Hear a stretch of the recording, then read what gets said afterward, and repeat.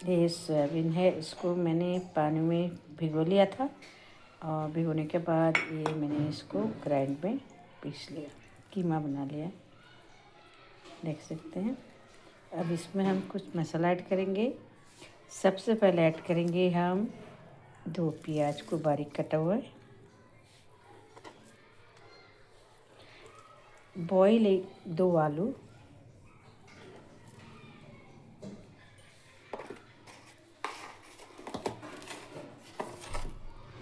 ये है नमक,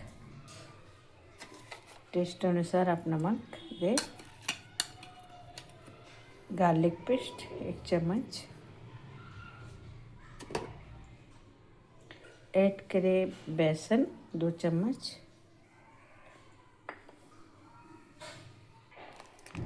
आमचूर पाउडर 1 चम्मच, अदरक पेस्ट 1 चम्मच,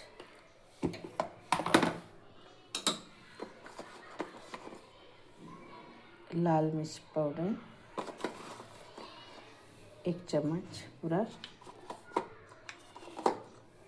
हल्दी पाउडर 1/4, जीरा धनिया पाउडर,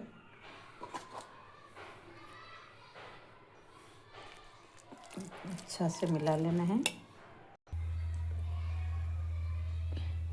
गरम मसाला 1 आधा चम्मच,